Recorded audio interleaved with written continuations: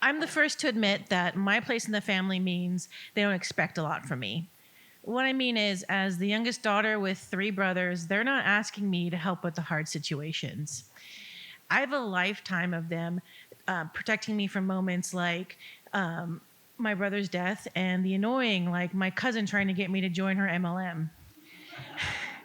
And these situations, they protected me from a dangerous world by keeping me on a short leash. They had the hard conversations so I wouldn't have to. In my family's emotional party, my job would be to bring the napkins. And this left me wondering if I could support the people I love in hard moments. But now I'm a responsible pet parent. I manage the comfort and care of two cats and two dogs. They have a vet, and I keep up with their health checks through their monthly care club membership. So when I'm on the phone with the vet and I learn that Biscuit, my 5-pound Chihuahua, has heartworms, my stomach flips and I get worried. I don't want to hear the dollar amount and be unable to pay. The vet says they can do the treatment now, but it'll be over $1,000. Or I could go to the affordable vet clinic, Emancipet, and get the same treatment for a little over $200. So clinic it is. Before then, most of Biscuit's medical history has been a mystery. Health has been a mystery. He walked up to the house in 2019, just as I was getting home from Target. And I believe it's one of those fixed moments in time where all my choices lined up so that he was walking down my street alone and I was arriving home in just the right time to meet him. His first checkup revealed he had an ear infection, and the vet said by the look of his teeth, he probably spent some time nervously chewing the inside of a metal crate. He left with ear medication and a prescription for flea and heartworm treatment. Well, now that I know he has heartworms, I feel like any day he goes without treatment means he won't take to the medicine. I have no medical reasoning behind any of that. I look over at Biscuit, and he's sleeping up peacefully on a little pillow, completely at peace and unaware that I'm stressing out about trying to get him through treatment. This is the first time that I'm the shield and decision maker for another living being, and he can't talk to me to tell me what he needs.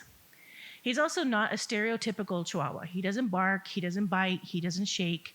He's calm, quiet, and doesn't mind being passed from one lap to another. A Chihuahua is how I describe him. Going to the clinic means that I have to attend their catch-all treatment day. So I pack him up, and I think I'm being smart by getting there before the place opens. I hate waiting in line. If you tell me it'll take an hour to seat me at a table, thank you and goodbye. I've also never loved anything enough to camp outside overnight.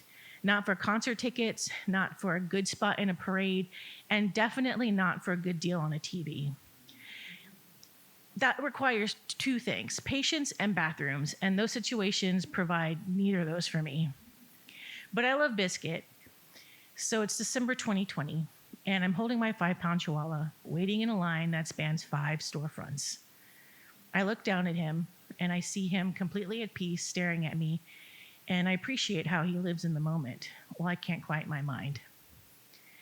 And I have to leave him there because going to the clinic means they'll get to him when they get to him. And the trade-off happens so fast, I just catch his wide eyes as they take him to the back. I hate it, but I know it's for his health. The vet tells me that prescription was probably what was keeping those heartworms at bay. I learned that the worms in his heart, if left untreated, could result in organ or heart failure. And that the treatment is intense. It's 3 months. The first month is multiple prescriptions that kill the environment where the worms live and pain meds to keep him comfortable.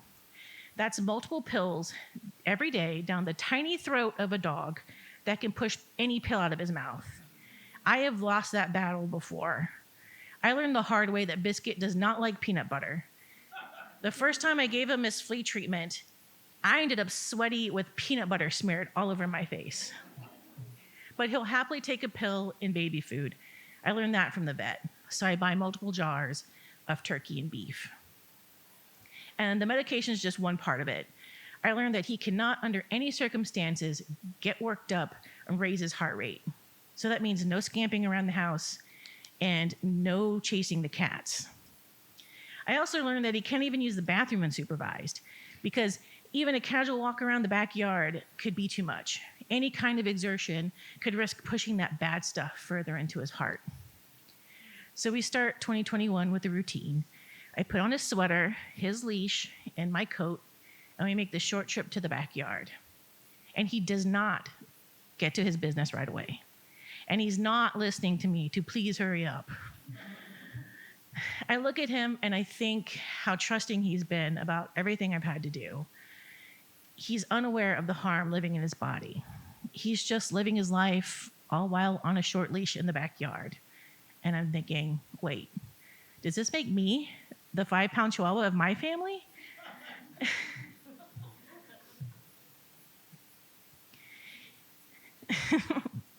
I blacked out. I realized that he has to go.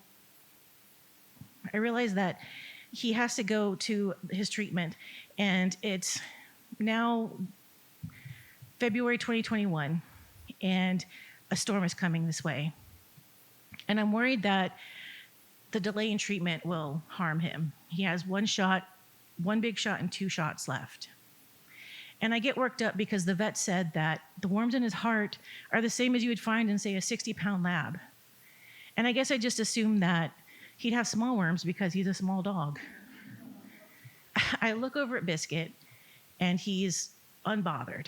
He's looking around on the back of the couch, and I'm grateful he doesn't see time the way that I do. I realize that if I work from the couch and put a crate by me, that he can stay in the crate and watch me or sleep during the day. But if I leave the couch after work, he gets worked up because I've learned to read his expressions. If he stares at me and dents his brow, he really wants me to do something. If he stares and does a little skip, he wants to go outside. If he stares, does a skip, and bounces off my leg, he wants food. I see him staring at me and pacing around in the crate, and I get the message. I buy a pouch so that I can carry him around while I cook and do laundry. It's only been a couple of weeks. So we finally get to the next round of treatment, and it's May 2021, and we're waiting outside again of the clinic, but we're enjoying the air outside. And after his first shot, he comes back with more prescriptions. But then one night, after his final 2 shots in April, he starts coughing. Aggressive coughs that come out like dry heaves and make his body jerk. And he doesn't move between fits. After each cough, he just lays there. He coughs so much that we finally move to the couch, and he keeps his eyes closed the whole time. I can't sleep, so I leave the lamp on. I tell myself by leaving the light on, it means that the worst won't happen. If I can stretch time by leaving the lamp on, it means that we just have to get through a long day instead of him not making it through the night. When morning comes, I'm relieved. For Biscuit, it's just another day. And he looks at me while I call the vet for more cough medicine. But I know something now, after everything else, for the people and pets I love. During those hard moments, I'm not only bringing the napkins, I can definitely host the whole emotional party. Thank you.